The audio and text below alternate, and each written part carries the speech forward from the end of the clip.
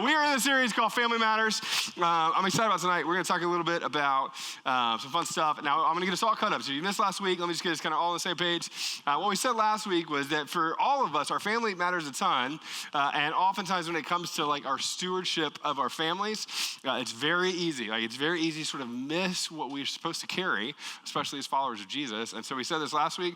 Kind of the pressure point is this. Like your wife gets one first husband, right? We said this last week. Your husband gets one first wife. Your kids get one biological dad or mom. Your parents get one son or daughter like you. Your siblings get one of you, and then for all of the grandparents in the room, we said this. Your grandparents get one unique grandpa, grandma, Gigi, Mimi, Pooch, Pappy, Pops, Yaya, Glamma, which is still my favorite after a week and a half thinking about it. Gaga, Moo Moo, I always say doo-doo. It's Dodo, I think, whatever.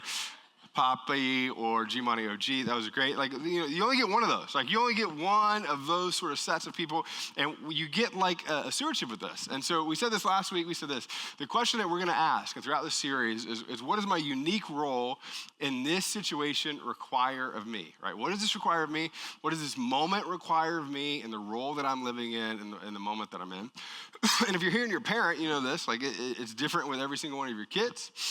For those of us who, maybe your parents now or you're married now, your relationship with your parents, right, and their grandparents, like that changes consistently. That's something that's always kind of sort of changing. With siblings, again, I grew up an only child, but Emily's one of 5 kids, and my brother-in-law is here too, so we can say this. I don't think any of them in the room. There's something unique about sisters, and I don't understand exactly what it is, but there's something unique about the 4 sisters that we just don't get involved. Every once in a while, they'll fight. Me and Bryce will just be downstairs, just, are you okay? You know what I mean? Like there's a little bit of that. Like we feel that in a big way. And you kind of watch this and you go like, there's something unique about their roles. And as intense as those fights can be, they are so connected to each other. Like there's sort of thing. And there's a piece of that where their role with each other is unique to the role that they have in those relationships. Grandparents, same sort of thing. You have like a very specific role in the life of your grandkids. And so we said this last week, we said this. Now, the stewardship of your role in your family, it matters to God. And I would even go one step further. We'll talk about this a little bit more tonight. But it matters to God, and it affects how other people view you and who God is in your life, right?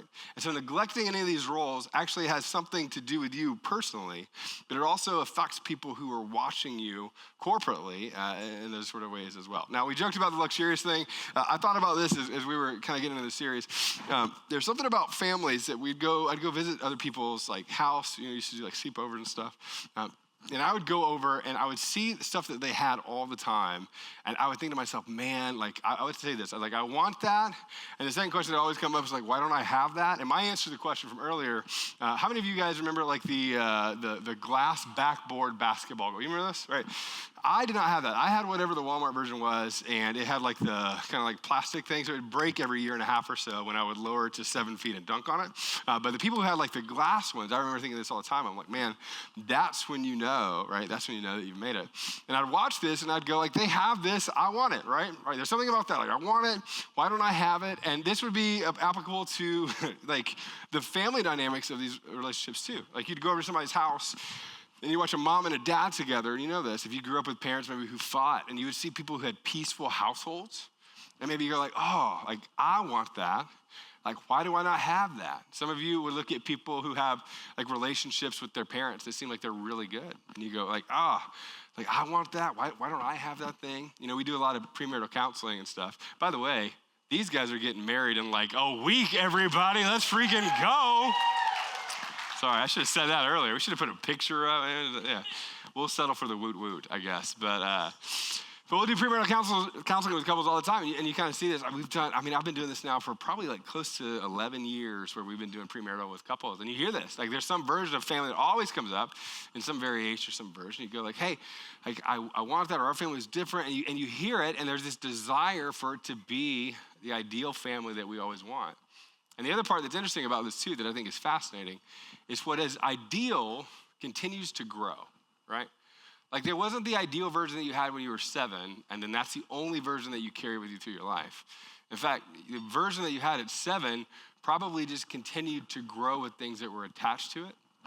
By the time people get married or you sort of look at that, then you have this whole like treasure trove, whatever that you're carrying with that, with your treasures. And you look into it and you go like, it's so much more than it was when I was a kid, right? And there's this thing that you feel, and this thing that I feel, and that's this. This is actually what family is supposed to look like, right?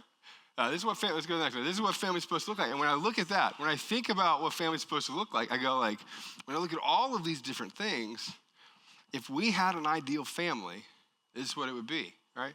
The problem with that is you don't get to choose your family of origin, right? You don't get to choose your family of origin. And at some point along the way, when it comes to your family of origin, you just don't get to pick it. And so you're kind of sort of dealt with what you have, and then sort of unpacking and looking at all of these different things. You're going like, what does that look like? Now, I put in my notes, it said this way, the terms that we look at when we use family, father, mother, son, daughter, they're never emotionally neutral. Ever emotionally neutral in your life. In fact, you probably feel something with every single one of those titles or the people in your life that carry those titles. Some of you have a very specific emotional response when you think of your mom, and a very different emotional response when you think of your dad, right? Some of you have a different emotional response when it comes to your siblings, grandparents, all these sorts of things. It's never emotionally neutral. And the problem is the expectations we carry with all of these roles, they matter a lot. I put it in here, I said many of our expectations of what the ideal family should look like, they're just not our reality. And here's the hard part, and this is what's kind of fun about this series. They're never gonna be, right? They can get better, but they're never gonna be the ideal version of what you thought it was gonna be. And so the question is, if it's not gonna be ideal, what do we do with it? And I'll tell you what, growing up, I grew up in churches, and this is always fun. And a lot of the conversations around family were very much like, hey, you can change all these things, and you should. I mean, we always want to get better at it, but you change these things, then it's going to be your ideal. And it was always presented, at least to me in a way, where like, hey, go to the Bible, figure out what families are like, and then go and just apply that to your family, everything will be good. The problem with that is if you talk about a biblical family, and it gets messed up real fast, right? You think about the Old Testament. It's always fun for me to talk about the Old Testament, like the first version of it, like Adam screws up real fast. Eve's right there as it happens, and then their kids start killing each other. You know what I mean? Like it's like, this is the ideal biblical family. What is that? You start looking through the rest of it. You look at David, and there's all the wives, and there's all the kids. And then one of his kids grows up, tries to take the throne from him. You know, they get all of these tension points, all of these sorts of things that feel like so messy. And I remember being a smart aleck college student taking Bible classes, and somebody said this in a sermon, and I went up to him afterwards again, you're a better person than me. I was like, hey, when you say biblical family, which one do you mean? And then I just listed them all, and he just kind of stood there, and I just stood there. I was like, I just don't understand what you mean. I don't, because when you just put biblical on the whole term of it, it gets real wonky real fast. And the Old Testament gets real wonky real fast. And then you pivot to the New Testament, and this is always fun. You look at the New Testament, and you don't find specific, I don't think, a ton of specific teaching on exactly what the family should be like. You find specific teaching on what the culture of the family should be like. And that's a different thing. Like it is a little bit of a different thing. Paul teaches on this. Jesus talks about some of these things, right? There's one in Ephesians. I love this. For your parent, you probably quote this to your kids. Children, obey your parents in the Lord, for this is right. Honor your father and mother, which is the first commandment with a promise. So I just look at my kids. I'm like, if you want to live long, there you go. Pick out some trash. You know what I mean? Like that sort of thing. Like you feel this. As a parent, you go, obey your parents. That's a great verse, and it matters, and it's true. But it speaks to the culture of what the family looks like. Not just what family should be. Here's another example. It's one of my favorites. We'll do this. Y'all want to read it? Or, no, I'm just kidding. I'll read this one. Right. Wives, submit to your husbands. So y'all just, anyway, there's that. It's fitting in the Lord. Husbands, love your wives. Do not be harsh with them. Fathers, do not embitter your children, or they're going to become discouraged, right? I failed at like 2 of the 3, and I can't fail at the first. You know, like there's a piece of this where I look at this real fast and I go, oh, like the culture of this. If I was going to talk about the ideal family, the culture of what the New Testament presents, I fail at this stuff all the time. Like I look at this and I go, like, I don't even know how to live up sometimes to Paul's teaching on this stuff, specifically Jesus' teaching on this stuff. I don't know how do we even do that consistently, right? Here's another example. It's always kind of fun. 1 Peter, right? Husbands in the same way, be considerate as you live with your wives and treat them with respect as the weaker partner. I could do a whole teacher on that. It's not what you think, but it kind of is, right? As a weaker partner, as heirs with you of the gracious gift of life, so that nothing, I love this, nothing will hinder your prayers, right? Sometimes I'll talk to husbands and they're like, you know, I prayed this. My first question is always, which is always offensive, but how's your relationship with your wife? This is actually one of the few parts of the New Testament that says if you do this, then like it makes prayer functional, right? And it's fascinating, right? You look at this and you go, wait, Like there are times where I feel like I'm good at it, times that I feel like I'm not great at it. Does that mean God might not be answering my prayers? And you look at this passage, you go, maybe. Like maybe around that. The culture of what family is actually has a standard to it. And if you put all this stuff together, you go like husbands, right? Don't be jerks. Wives, love, submit to your husbands. You get all this. Now, I've done so many teachings on that. Don't send me email. That's fine. We'll talk about that. But there's that. Husbands do the same thing. It's mutual submission to the bottom of serving each other. But you got that? Got children, obey your parents if you want to live long. And fathers, don't aggravate everybody, right? And you get these parts of the text and you look at it, if you're really honest, and you go, that's a great culture that other people may do better than I do, but I don't live up to that ideal consistently. And Jesus constantly pointed people in a direction. Now, I want to show you this, right? Constantly point people in a direction of what seemed to be an unattainable ideal, and then he didn't condemn them when they fell short. And this is always a fascinating part if you look at this, especially people who are outside the faith, right? That Jesus never lowers the standard, what it means to follow God. If you look through the New Testament, he never lowers the standard of what it means to follow God. You see one of the most famous passages in all the New Testament, Jesus is teaching, it's one of his most famous sermons, and he raises the bar so high on so many different topics that no one, not one, could get to it. Here's what he says, and you know this. He says, you have heard it said, you shall not commit adultery, to which everybody's like, yep, okay, great, we haven't done that, all right, whatever. But I tell you that anyone who looks at a woman lustfully has already committed adultery with her in his heart. You know the Homer Simpson meme? You know what I'm talking about? Where all the men just went, and just went into the grass thing. You know what I mean? Because he raised the standard to look at every man and go, well, you may not have committed adultery, but you've committed adultery with her in your heart because all of you have been lustful. And every man, immediately looks at him and goes, I'm either going to go, that's not true or that's irrelevant, or I'm going to accept that as the standard of what God holds, right?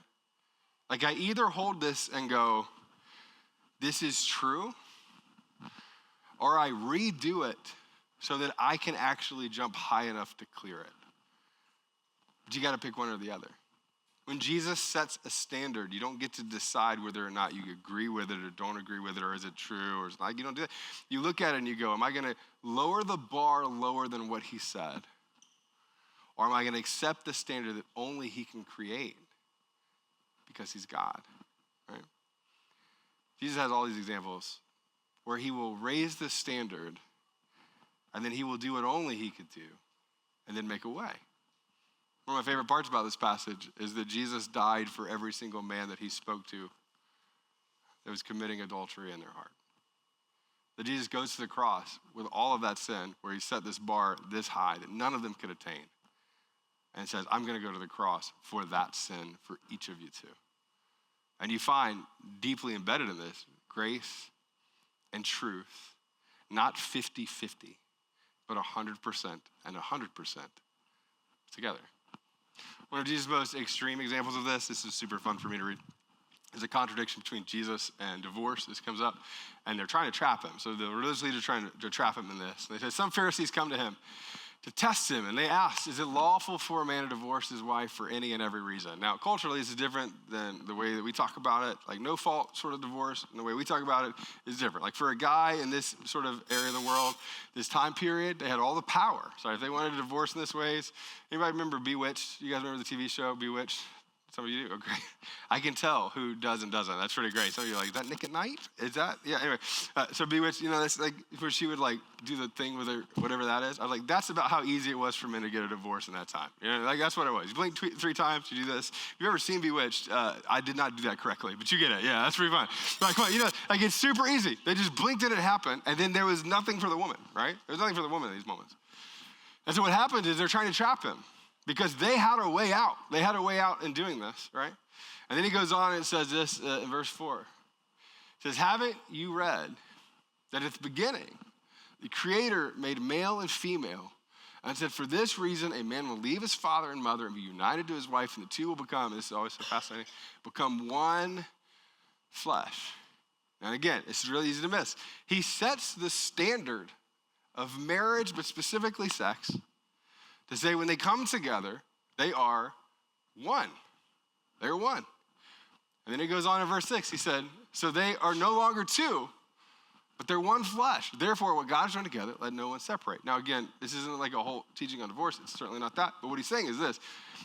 When the standard of two people coming together are here, you cannot unone what God has made one, specifically when it comes to what you do with your body. You can't do that. And there's this standard. And everybody that would have been listening to him goes, wait a minute. I don't know if I can do that. I don't know if I have met that standard. You look at if this is the bar, I can't do it. And the Pharisees, keepers of the law, all these people, they begin to fix this trap, and Jesus then traps them because they don't know what to say. They don't know what to say next. He goes, look, you cannot unone what God made one and how God set this to be. You can't do it. There's pain when you try, right? And then he goes, here's the standard, and watch what happens next. He goes, why then, they asked, did Moses command that a man give his wife a certificate of divorce, send her away? Again, it's always fascinating. They're like, hey, the guy should be able to decide here. And Jesus replied this. The response is so powerful. He goes, Moses permitted you to divorce your wives because your hearts were hard. But it was not this way, and again, from the beginning. And this is what's so difficult. Don't miss this, right? The standard is here, and the reality is here for all of the people and all of the different things that Jesus is teaching. And Jesus knows that. And he speaks specifically to the temptation to go, well, here's the ideal. And then here's reality. But to feel better about the ideal, I'm going to bring the ideal to where I think the ideal should be. And in so doing, feel that I am enough to satisfy what should be done apart from Jesus' work on our behalf. Because everybody would have felt that it was unrealistic, right? The tension for all of us, right, is to look at what Jesus says and what he points to and choose not to follow it, right? To adjust whatever the ideal is based off of whatever we feel like we can attain. But you know this, any other time you do that in any other area, any other time you do it in any other area, you kind of wish that you hadn't. Everything comes back to baseball for me, at least during this time of the year. I was kind of laughing about it. I was playing with my son, and we're pitching out on a field that's 200 feet, and he's almost able to hit it out. And he looked at me the other day. He's like, what if we just moved home plate up 10 feet? I was like, we could. But then you're hitting it 190 feet. And that's not really a home run, is it? And he's like, I feel pretty good about that. And I was like, this isn't going the way I thought. This is not what I meant. That's not. And so here's what we did. It's kind of fun. We did. And it took him 2.5 minutes. And he just hit one way over. And he dropped the bat. We flipped it because of Ronald Acuna, but again, a different thing. And then he kind of ran. And I love this, my favorite part. And he tried to round the bases, but we had moved it up. And so he couldn't figure out, well, where am I? The running was weird because we weren't living in reality. It was up far enough, and then he goes sideways, and it hits him halfway around. Wait a minute, this isn't. He didn't even make it to first base. I love this about him. He's just all right, let's go back and do it. And we spent another hour trying, and then he didn't do it. And you know what I love about that? Is that when he does do it, it will mean something totally different because it's reality. It's real. We don't adjust the standard just to make it easier. We say what it is, and then we live with whatever that standard is. And here's the beautiful part about what Jesus teaches and what Jesus does, how he navigates all this, right? Jesus never, ever, ever lowers the standard. But he loves us so much that he went to the cross to bridge the gap that we could never, ever, ever attain on our own. And this is where, again, it used to make me a little bit crazy because people go yeah, it's kind of like a 50-50 thing. It's there's grace and then there's truth. It's it's never that. Jesus is always 100% truth in reality and what the standard with God is, which makes the grace 100% possible for us to experience. But if you lower it, you don't really get to experience either one, all right? We get this picture in another passage, and I love this. This is in Colossians. I read this probably 3 or 4 times a year, every year. And they always tease me because I always get kind of preachy with it. I'm not going to do that tonight, but it's one of the most beautiful and powerful pictures of what he did for us that we could never do on our own. I love that we did like the blood song tonight, which is always fun. A few years ago in churches, that was kind of maybe weird to sing about the blood, especially if you're not a follower of Jesus, you're not from that background. You go like, it's kind of a weird thing to sing about if you're not a follower of Jesus, you know what I mean? Like if you don't have context for it. This passage actually illuminates what it's all about, right? Colossians chapter 2, it says, when you were dead in your sin, the uncircumcision of your flesh, which is a simple way of saying you're not in this group because of what had happened next. God made you alive with Christ. He forgave us all our sins, having canceled the charge of our legal indebtedness, which stood against us and condemned us. He took it all away. And again, the image that we get is that it is violently nailed to the cross on our behalf. Right? Dead in your ability to measure up, dead in your ability to ever meet the standard that Jesus set, dead in your ability to make that happen for yourself. He did it for you. Right? We go to the next one. It said Jesus consistently raised the standard while forever and continually extending grace, right? And this is the part that I think is so powerful about the gospel, especially when it comes to families, and that's this. The standard is raised, it's never lowered. Grace is always deepened. And every person that Jesus interacts with and he does these things with, the future is being written for what comes next, right? Which means no matter what you've done, what's happened to you, no matter what sin you've carried, right? The standard is never lowered. Grace is always deepened. And the future is always being written. And the question when it comes to our family is this, right? Will we embrace the standard that many of us have or will fall short of? Or will we redefine the terms in order to feel better about where we're at? Right? We get to choose that.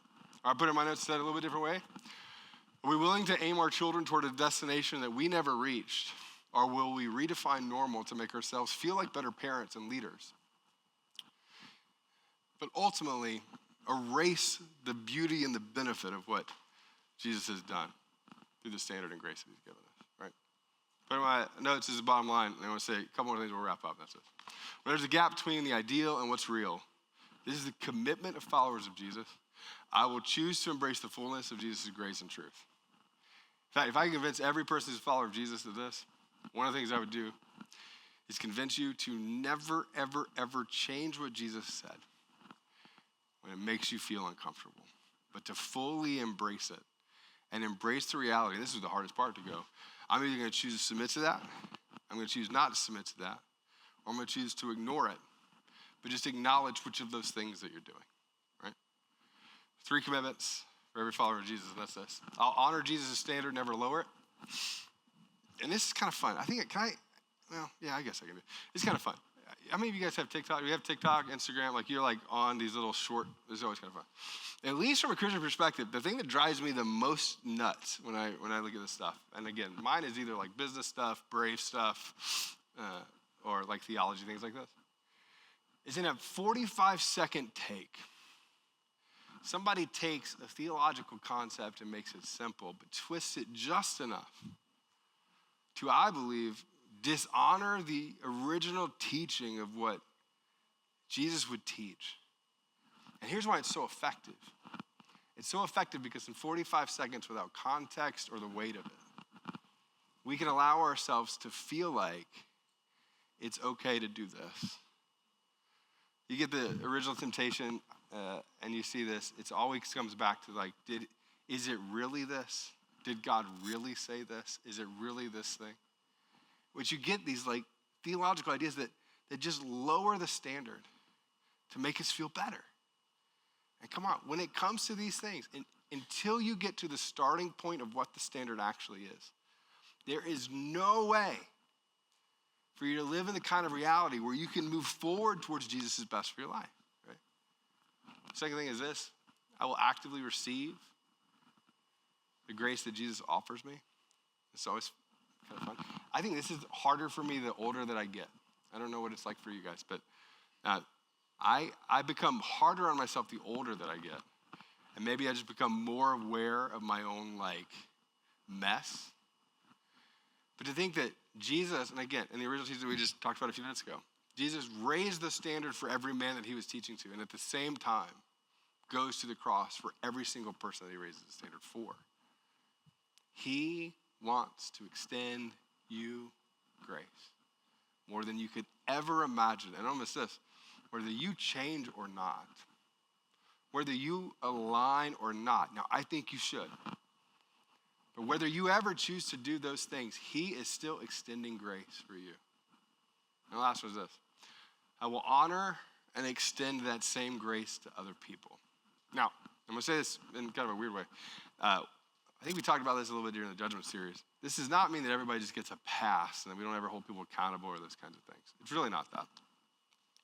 Extending grace to other people goes that even in our own lives, we're not going to lower the standard to make others feel better. We're going to acknowledge what the standard is and then love with every part of ourself the person that's in front of me, right? Because when there's a gap, right, between the ideal and what's real, we choose to embrace the fullness of Jesus' grace and truth. A couple things real quick. Let me say this. When it comes to your family, everybody look at me for a second. Let me say something. When it comes to your family, if you have kids, every time that you are tempted to lower the standard in the ways that you treat them, I can just tell you lovingly, it's always, always, always a mistake. It is never, ever, ever loving. It is always harmful. And when you choose to raise the standard without unconditional love, grace, kindness, whatever this is, right? When you know this, it's also always, always, always harmful. You don't have to choose between truth and grace, but you always have to choose both, right? Now, for those of you, we're going to talk about estrangement next Sunday. Like next Sunday is like the big estrangement message I'm super excited about. Here's a little thing, right? For those of you who have like estrangement with your parents or siblings or those kinds of things, ready? You never have to lower the standard. You never have to lower the standard. But I'll just tell you this.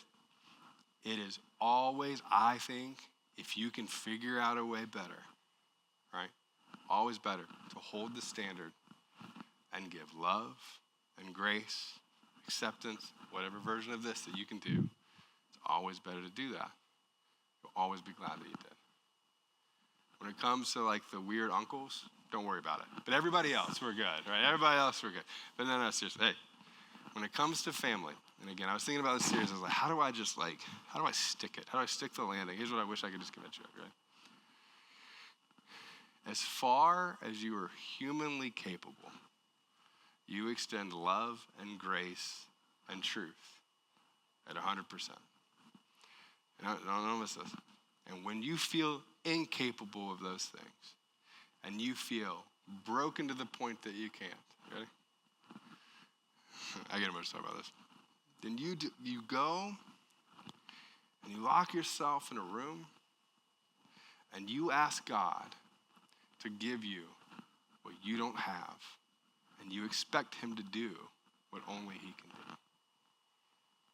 I've been thinking about like the discipline that I think a generation before mine, at least, had, at least in Pentecostal circles that I grew up in.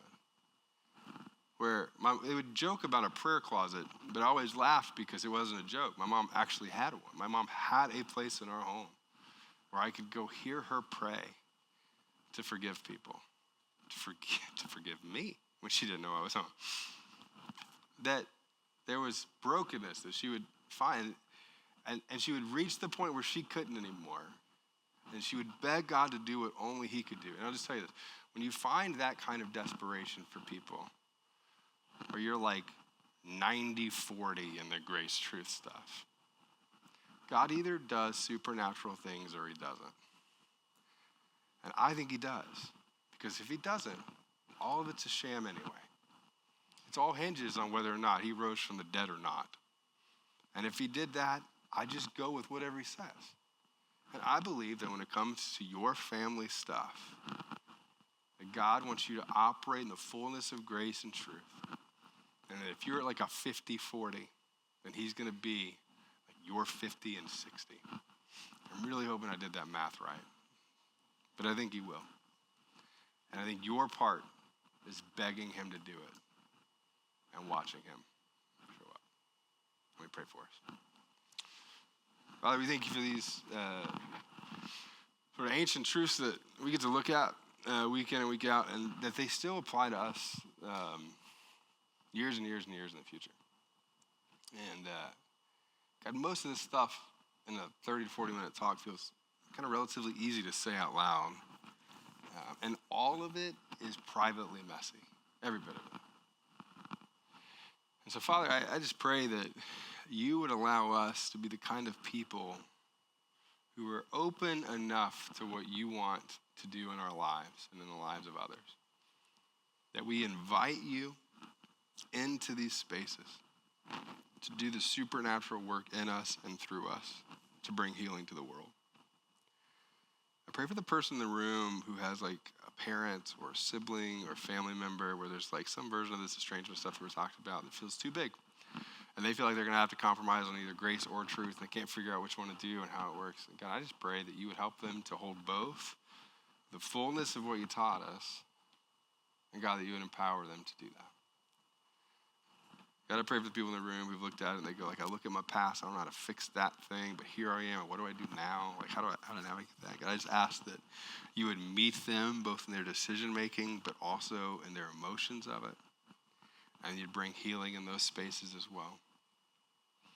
And I pray for every parent in the room who's trying to figure this out in real time with their kids. I'm not sure how to do it. God, I pray that you would help them to never compromise on a standard. And at the same time, that every single person here as a kid would have kids who feel, and not just know, but feel unconditionally loved. And they would create those spaces in our homes. God, we love you and we thank you for these things. In Jesus' name I pray. Amen.